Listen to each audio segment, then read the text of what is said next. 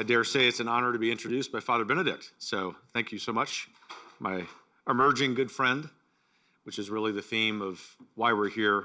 It's an honor to be here. It's an honor to help out the wonderful, noble mission of Philos. And it's always a pleasure to be here at Franciscan University. Some of you know that I was once president of Wyoming Catholic College, which means that I have a very special place in my heart for all faithful Catholic institutions, including the one that hosts this really important conversation over these few days. So to all of you who are formally affiliated with Franciscan, hats off to you. You almost got one of our Roberts children, but he's a freshman at Christendom. Our oldest is a senior at the University of Dallas. You sort of see the parameters that Mrs. Roberts and I place on school choices, and the younger Roberts kids, no doubt, will pay their visits here. Maybe Franciscan will get one of them. It would certainly please both my wife and me. I mean it when I say it's an honor to be here. It's also a time of great duress for people of faith, particularly for our Jewish brothers and sisters. And I will say, in all seriousness, it's really nice to take a 12-hour break from the ongoing saga known as the election of the U.S. Speaker of the House. As we are here, I'm happy to report that our really good friend, my very close personal friend, Mike Johnson of the great state of Louisiana, will imminently be elected Speaker of the House. And that is important. That's a prediction, by the way, in the next hour or two. And that's important for the very reason that you're meeting. Obviously, I'm going to talk about Catholic institutions. I'm not going to talk about politics, at least directly, but political power and the exercise thereof is part of this story. And so you might expect that the president of Heritage might say something about that. But no, for all of you affiliated with Philos, affiliated with Franciscan, other institutions, Mike is a tremendous man of faith. He is a huge friend as it relates to combating the evil of anti-Semitism, and I really look forward to his leadership as Speaker. Having said that, I'm going to start with two stories of people you don't know, you've not heard of. Well, one of them you've heard of, but I'm going to allow him to remain anonymous. The first story is about the driver that I had from the airport. I've reached the point in life where I learn more from drivers than I ever did in graduate school. Nothing against my professors, they were smart men and women. But at the University of Texas, they weren't exactly conservative. And this driver this morning said, well, sir, you know what? Well, I'll put it to you this way, verbatim. Why are you going to Steubenville, Ohio? And I said, I love Steubenville. These are my people. And he said, what do you mean? And so I told him about the conference, the Philos Project, told him about what I do. And he said, well, Mr. Roberts, is there really anti-Semitism inside the Catholic Church? And I said, I've never experienced it firsthand, but the point is, whether or not there is, we Catholics, especially those of us who happen to be politically and theologically conservative, need to be more vocal about that evil. And there is this pause. You're sort of waiting, right? Because you're not supposed to talk about politics and religion. In my house, that's all we talk about. We have people of all kinds of faiths for Thanksgiving, for Christmas, at Heritage last December for the first time in our 50-year history. We had our first menorah lighting ceremony that my friend Dr. Jay Green led, a very faithful Jew. All of that to say, he and I, within 2 minutes of meeting one another, this driver and I, violating all of these prescriptions of American polite society. And there's this pause, so I'm waiting for like the other shoe to drop, like, I'm gonna let you out right here. And he said, thank you, I'm a Jew, and I really appreciate it. So tell everyone thank you in Steubenville, Ohio. You see, this is why even those of us who have the privilege and, dare I say, burden of working on Capitol Hill are still hopeful about this great republic, because it's filled with hundreds of millions of great people like my driver today, Nick. Second story is about a businessman whose name you would know, and because of the point of the story, I won't mention his name, but I was having breakfast with him recently, and he's a very faithful Jew. And we were in a big city where there are many other Jews, many great people of faith, great security, and we had to have a team of about a dozen security professionals guard us having breakfast. Not because of me, but because of him. Because he dare have the confidence to worship the faith of his forefathers, Judaism. We couldn't be near windows. The fear is palpable. And obviously, this was a problem before October 7th, but we know in stark contrast what a problem, what an evil, what an injustice, a tragedy that anti-Semitism is.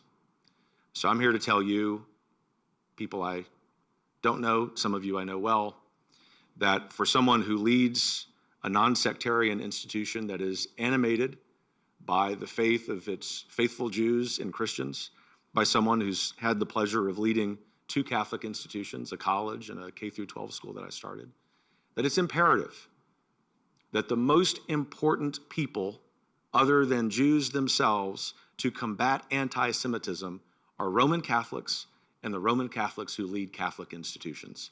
And I'm here to tell you that we're ready to do that the Heritage Foundation, which of course is non-sectarian, is going to stand with you shoulder to shoulder as we fight and eradicate anti-Semitism. So God bless you for your work. So a few points, and I know you want to get to questions, which will probably be more interesting than the few points here, but I want to make the points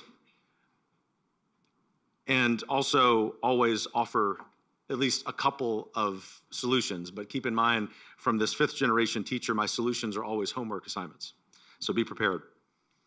Look, we're building a coalition across theological lines, but theological lines that are only lines. That is to say, for those of us who are Roman Catholics, we understand well what is at stake when people are not just expressing anti-Semitic views, but are actually killing Jews because of their faith. We have unfortunately seen this many times in history. But this call to figurative arms, for us, I hope, might for members of the American military be a real call to arms. In fact, it is literally a call to arms for some of our armed forces. We will leave those prudential decisions to political leaders and pray, whatever their party affiliation, whatever we think of them, whether we voted for them or not, for their great, unending discernment and courage in fighting anti-Semitism. But I'm someone who thinks that America is not won or lost. Civil societies are not won or lost by what happens in politics. And while wars are tragic and important and have huge consequences, obviously, even they don't dictate the outcome, the daily lives of people in the long term as much as something else that I'm going to talk about, and that's institutions. You see, it's probably not a surprise to you that I'm a Tocquevillian, and that even amid this duress that our Jewish friends are feeling, the evil that they have experienced, even the duress that we as faithful Christians feel on religious liberty, that we have an opportunity right now to revitalize American institutional life generally. It's something that I call the Second American Revolution. Hopefully bloodless or no more bloodshed, but in the sense that the most important thing that happened in the American Revolution, Father Benedict, you might be surprised to hear this, isn't even what happened at Yorktown, although we still celebrate that, my friend.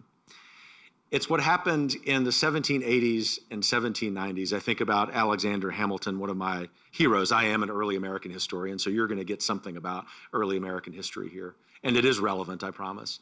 The most important thing that happened was not just the winning of the war, but the building of institutions that reflected this, not just quintessential, but unique American understanding of ordered liberty. Praise God for our British forebears who got us 95% of the way in understanding ordered liberty. But the perfection of that, or the attempt to perfect that in the United States, happened not on the battlefield, but in the daily lives of Americans who restarted, in Hamilton's case, professional associations of lawyers, who started what you and I would recognize today as Rotary clubs, Kiwanis clubs, what social scientists, including some at this great university, call the mediating institutions of society. So my plea today, my urging for us today, especially for those of us who are Roman Catholics, who of course are not anti-Semitic, is not to sit on our hands knowing we're not part of the problem, but recognizing we must be part of the solution if we are part of any institution of faith, because that's part of revitalizing this great country, which obviously, shall we say, is not experiencing its peak chapter. In other words, to confront and eliminate the scourge of anti-Semitism involves the same solution that we give Americans generally, which is, yes, pay attention to politics. And yes, live out your faith, go to church, go to synagogue, be a good neighbor, all of those important but kind of trite-sounding things. But this ultimately is the plea, to lean into our institutions in which there is truth and beauty and goodness, and to use those institutions as tools, as weapons if we must, to eliminate anti-Semitism. That's the call for those of us who are Roman Catholics. My anonymous Jewish business friend, at the end of our breakfast a few days ago, as I asked him, what beyond the obvious can I do? And he said, I need you to do one thing. I need you, Kevin Roberts, to do one thing. He got my attention. He said, I need you to tell every audience for the rest of your life, but especially if there are a lot of Catholics in that audience, we need you in this fight. Otherwise, we won't win it. And I promised him that I would. So this rise of anti-Semitic violence around the world in recent years is not, unfortunately, something that's surprising. And as I was researching over the last few days, objective data that indicates that this was a problem, obviously, before October 7th, there is literally no set of data. There's no public opinion survey. There is no study that we at Heritage have been able to find, and we have a lot of smart people there, that suggests anything other than the following pattern: that not only is anti-Semitism on the rise, in some measures, it has doubled and tripled in its prevalence. And the only way to fix that, or the two key ways to fix that, are, of course, to raise the awareness of it, to shed light on the darkness, but also to do something institutionally about it, which is to say that those of us who have the privilege of leading institutions have to be more active, energetic, vocal, courageous, dare I say, about what we do. So I heard on the trip over here this morning that Franciscan has announced it's a safe haven for Jewish students. I implore all Catholic institutions, whether they're in the Cardinal Newman Society, which means they're the best, or Catholic institutions that still need to be more faithful, we hold out hope and prayer for them and fast for them, that they do the same. That's precisely the kind of thing that will embolden our Jewish friends to persevere. Because nothing angers anti-Semites more than Jews defending themselves from extermination. And if we know that's the case, which it is, let's rally Catholics and Catholic institutions to stand side by side. And I implore, because I guess I can speak not just about Catholic institutions, which I've led, but public policy organizations. There's so much silence in American institutions, non-sectarian institutions in Washington, D.C. and other state capitals about this problem. They too, I won't name names, that's my point's not to be gratuitously critical, but to say in the same way that 2 years ago at the Heritage Foundation, when I was confronted with a reality I was ignorant of, which is that there was a perception that because the Heritage Foundation had apparently no Jewish members of its board, it had no apparently prominent Jewish donors, that it therefore must be part of the problem. The accusation was not that the Heritage Foundation was anti-Semitic, which I can report to you is not the case, but that we weren't doing enough. And look, I'm a social scientist, I guess you would say, by training. And so I started checking that hypothesis, talking to Jewish friends, Jewish donors, mostly on the political right, but some in the center, and they said, yeah. And you know what, that's not unique to Heritage. So thank goodness, you talk about providence. 2 years ago, we started this truly wonderful and noble mission or project on combating anti-Semitism, which has already had a lot of momentum, but given the events of the recent weeks, we've really accelerated that. I don't say that to hold out the Heritage Foundation as being great or somehow better than anyone else. That's not at all my point. My point is to say there's one example, which was fairly simple for us to do. Get together a few dozen of our colleagues, some of them Jews, some of them Catholics, some of them evangelical Protestants, and let's go, to the extent we can, help to end this scourge of anti-Semitism. And so that's a way of giving us hopefulness that there are efforts underway. Obviously, for those of us as Catholics, just to hang on this point in particular, because I know that's an interest of some of you, our older brothers in the faith are beset by savage enemies. These aren't just political opponents. This isn't the typical American battle of left versus right, or Catholics and Protestant friends having awkward silence as we figure out how to talk about theology, and Protestants wonder if we can quote the Bible. I love speaking to Protestant audiences and quoting scripture. People like the last time I did that a week ago, they're literally scratching their heads. Who is this guy? So I can read. We ought to be proud, of course, to be part of this effort.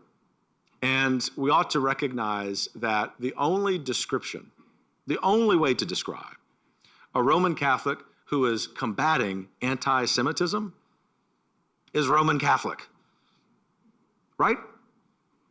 The persistence of anti-Semitism, 3 years after Abraham, 2,000 after the resurrection, is painful. And as a matter of faith, the Bible imposes on Christians, as you know, a special responsibility of friendship and protection of the Jewish people. You've had some wonderful conversations about that thus far.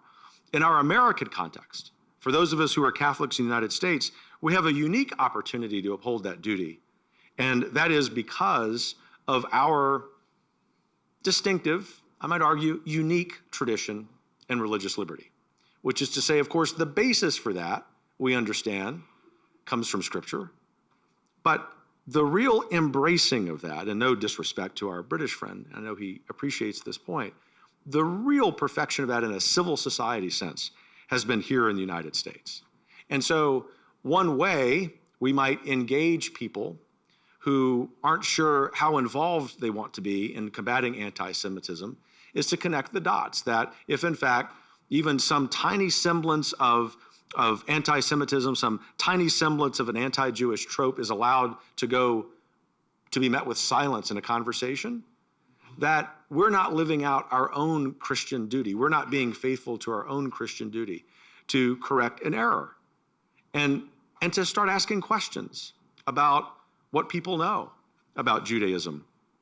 One of the problems, or I should say one of the origins of the problem of so many American college students at institutions that are supposed to be influential in, if not explicitly saying anti-Semitic things, although some of them have, certainly explicitly anti-Israel chants, it's just but one step, obviously, to explicit anti-Semitism, is that they don't know. I mean, sorry to swerve back into public policy, it's just sort of my default. It's a problem of American education. And so the second thing that Catholic institutions must do, whether they're K through 3 schools or high schools or universities and colleges, is to make sure that they are teaching the truth. And part of teaching the truth is making sure that if at any of those colleges, this wouldn't be a problem at Franciscan, let me just be really blunt, if at any of those colleges there is a professor, even if he or she is tenured, who isn't proclaiming the truth about Judaism and Israel, they ought to be fired, period. And withstand the lawsuits, grow a spine if you're a president or the dean of faculty. This is a problem at some Catholic institutions. In other words, this is our moment as Roman Catholics, not just in terms of style, but also in terms of substance to show our courage on behalf of our Jewish brothers and sisters. To Catholics, the question, why do people hate Jews, in other words, shouldn't be a difficult one, because we know history. The world hates Jews because Satan hates Jews. God's chosen people are the devil's chosen enemy. And having taught a little bit of logic once in a while, just forget the theology of that, although of course that's the most important thing. Just continue with the logic.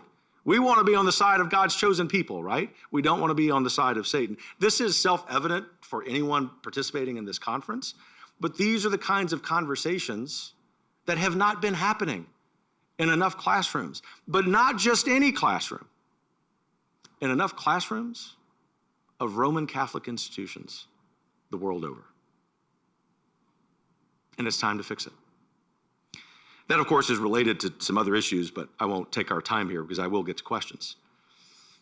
This morning, as is customary for me, I was up early praying, as I know all you do too, and I was reflecting on Matthew chapter 5.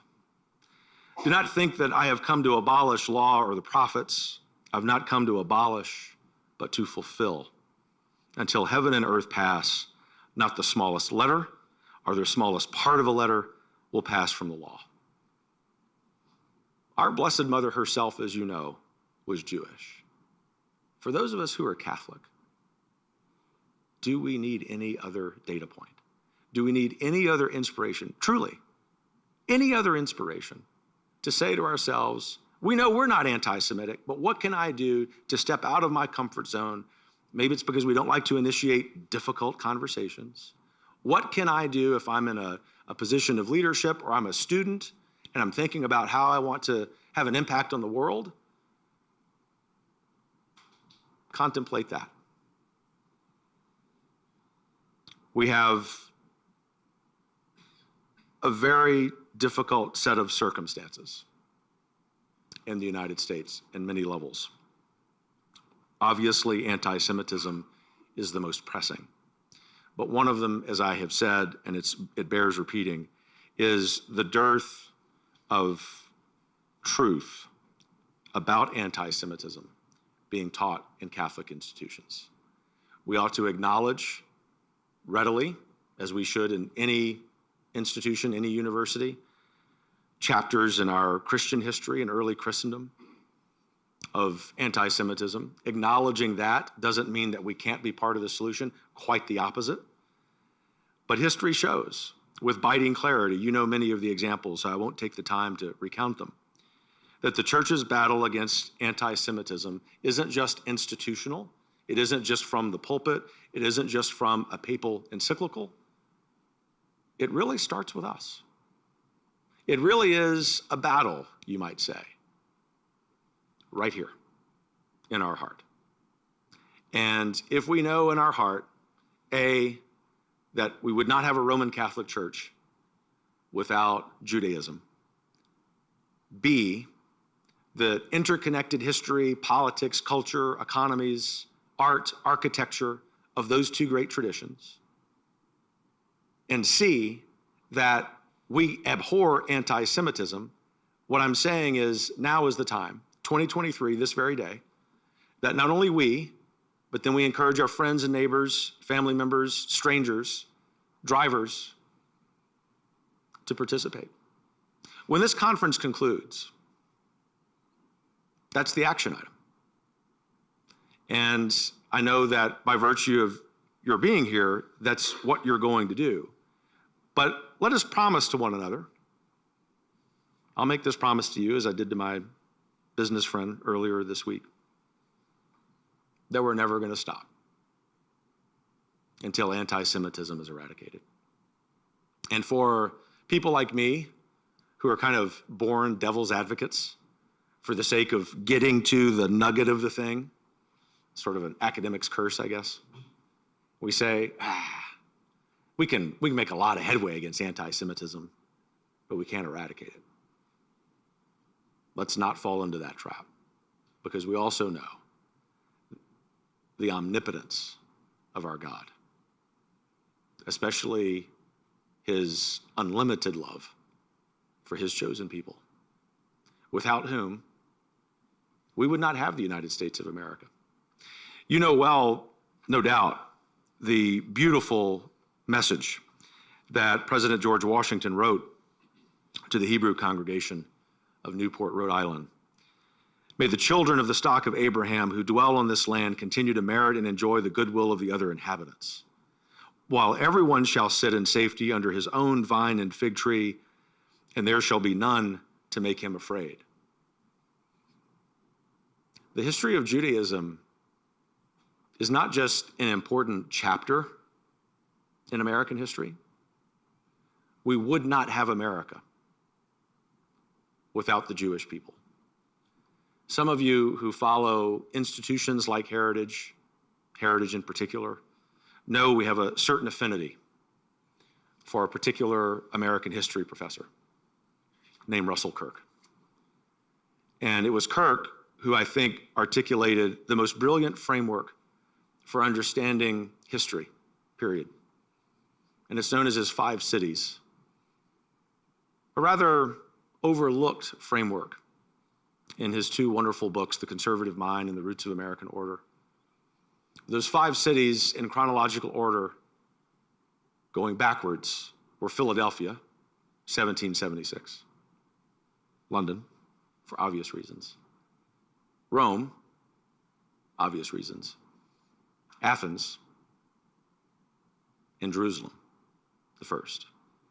That is, in Jerusalem, a few thousand years ago, our Hebrew ancestors understanding that God's law could be our law in a civil sense was new. The Athenians philosophized about that. The Romans administered that, ironically. The English got close, and the signers of the Declaration of Independence attempted to perfect it, and then wrote the strategic plan known as the US Constitution. So it doesn't matter what our faith is. Any American should appreciate this. But I'll close by saying, those of us who are Roman Catholics, especially if we have ancestors who were in Maryland, which for only 22 years was actually a Catholic colony that Anglicans had something to do about that changing. For those of us who have Acadian ancestors who risked everything twice to leave the oppression of the British Crown and ended up in a truly God-forsaken place in terms of climate, where I grew up, on the Gulf Coast of Louisiana, but with the most beautiful people and culture and traditions. Isn't it not a coincidence that you wouldn't find a shred of anti-Semitism among them? Because they can relate. That's our challenge. And let me say, before ultimately concluding on what I promise will be a hopeful point, that the days and weeks and months, maybe years ahead, I think are going to be the most trying in the history of this country as it relates to eradicating anti-Semitism. Because while we should always trust the American people to get it right, and they are right on this issue, they've been busying themselves with other things than attending to the institutions whose job is not to educate, but to transmit our values from one generation to the next, to the next, to the next. This is the Second American Revolution. And just like the first, the outcome of the second, which is revitalizing those institutions, kicking some of the rotten ones to the sea and starting from scratch, which I've done twice, is the answer. And let us, in a nod to our Jewish brothers and sisters, take solace from the prophet Isaiah. Those who wait on the Lord shall renew their strength.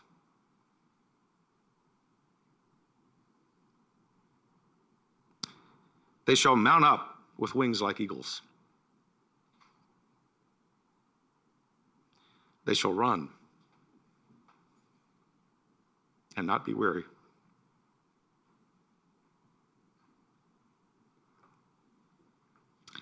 They shall walk and not faint. God bless you.